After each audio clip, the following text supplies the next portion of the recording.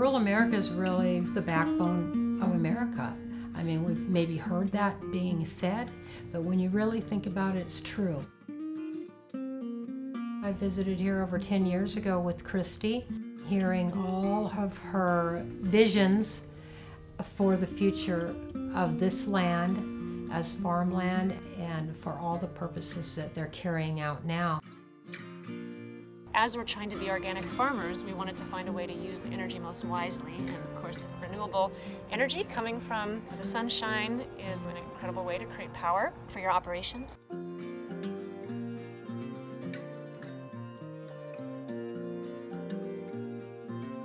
I've been with USDA Rural Development for 38 years. We have 40 programs that support rural communities right from the ground up.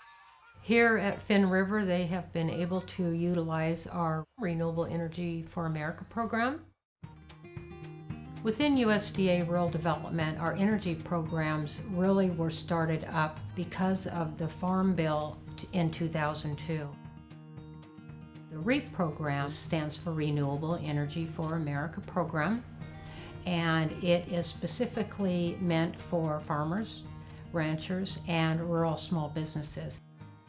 We milk about 70 Jersey cows a bottle and distribute about 350 gallons of raw milk each day throughout Western Washington.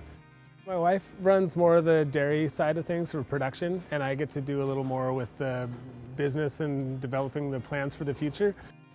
The main energy consumption on the farm for us is the cooling of milk and all the refrigeration in the process.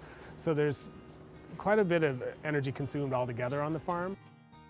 I went to a USDA grant writing workshop and I learned about the REAP program and renewable energy and worked with a local solar installer to see if there was a good fit for our business.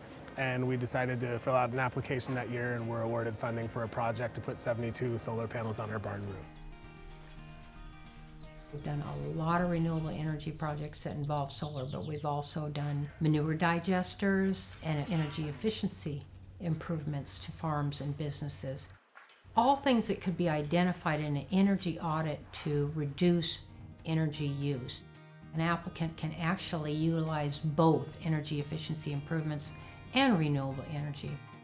What our grant can do is cover 25% of the total project cost that they're looking at. The investment in either the energy efficiency measures or renewable energy does affect their bottom line, and that, for the most part, is the main reason for investing their own funds into it. I originally came from New Zealand. I left New Zealand in 1980 and sailed to America, landed in Port Townsend, and have been here ever since. When I got here, I helped work at the wooden boat school. Then in 1984, we came up with the idea of starting a wood supply business. The community here is a huge woodworking community. We've grown. We employ 42 people at the moment. The most intensive energy usage here is my mill house. It's full of big woodworking machinery. It was approaching $4,000 a month in electricity bills. I've always liked the idea of solar-generated electricity. The incentives that were out there were pretty large, and we decided that this is the time to do it. There was a REAP grant that we were able to get. The payback was going to be about 5 years, and after that we would be just sitting underneath these solar panels while they were generating electricity for us. You'd be silly not to do it. So let's just make a simple example of a $100,000 project. Our grant could reimburse up to $25,000 of that project.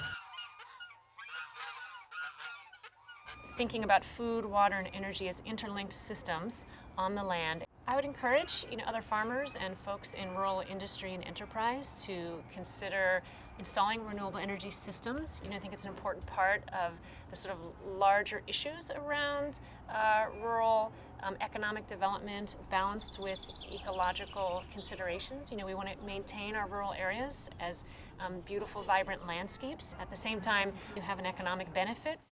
In the same way that sunshine powers plants, the sunshine is powering our operation here, and it's really a similar system. You know, we're using this incredibly powerful resource that's just hanging free up in the sky to stimulate the growth of our organic orchard and to sort of sustain the growth here at our cider garden.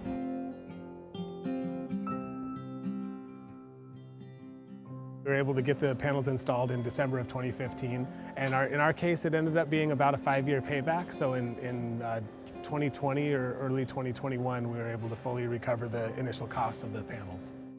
We have 2 kids that have a kind of a curiosity of farm life activities, and so we hope that there might be a 3rd generation of our farm. And it's nice to know that if we can reduce our energy consumption and our footprint, as well as just be good stewards of the land, that the farm, business, and property will all be available to them as the future generation. It is all about supporting agriculture, providing food security in our own country. Not just the farmers that are selling their food, but the people that are eating it, buying it, and all of the other linkages in between.